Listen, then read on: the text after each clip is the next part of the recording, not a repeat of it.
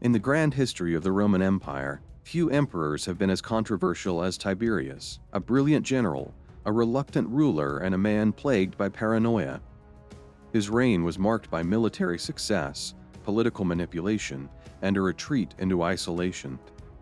But was he truly the tyrant history remembers, or a misunderstood leader trapped by the expectations of an empire? Let's unravel the life of Tiberius, Rome's most reluctant emperor. Tiberius was born in 42 BC into a world of political chaos. His mother, Livia Drusilla, was from a powerful Roman family, and his father was a supporter of the Republic during the civil wars. But his fate took a drastic turn when his mother divorced his father and married Rome's most powerful man, Octavian, later known as Augustus. As the stepson of Augustus, Tiberius was raised in the heart of Roman politics. He received the finest education, trained in warfare, and learned the art of governance. But unlike his stepfather, Tiberius lacked the charm and charisma that made Augustus beloved by the people. Tiberius, however, was a gifted general. He led successful campaigns in Pannonia, Dalmatia, and Germania, securing Rome's frontiers. His military brilliance earned him the respect of his soldiers, but not necessarily the love of the Roman people. When Augustus died in 14C, Tiberius was the clear successor, but he didn't want the throne. Unlike his predecessor, who had carefully cultivated an image of a benevolent ruler, Tiberius had no desire to play the role of a public figure. Nevertheless, the Senate declared him emperor, and he reluctantly accepted.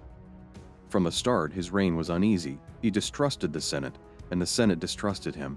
His policies were effective but unpopular. He refused extravagant public games, avoided unnecessary wars, and focused on stabilizing the empire.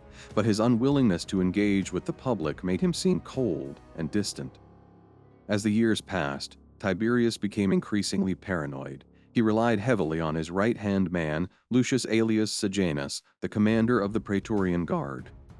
Sejanus orchestrated purges of political enemies, convincing Tiberius that Rome was full of conspirators. Many senators and noble families were executed on charges of treason, creating a reign of terror in Rome. By 26C, Tiberius had enough. He abandoned Rome and moved to the island of Capri, leaving Sejanus to rule in his name. But his retreat only fueled more conspiracies, and when he finally realized Sejanus had become too powerful, he ordered his execution in 31C. The last years of Tiberius were filled with isolation and fear. He rarely returned to Rome and ruled through letters and messengers. By the time of his death, Rome was eager for a new leader.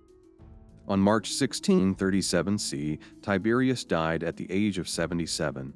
Some say he died of old age. Others claim he was smothered on orders of Caligula, his successor. Whatever the truth, his death was met with celebration in Rome, proof of how deeply unpopular he had become.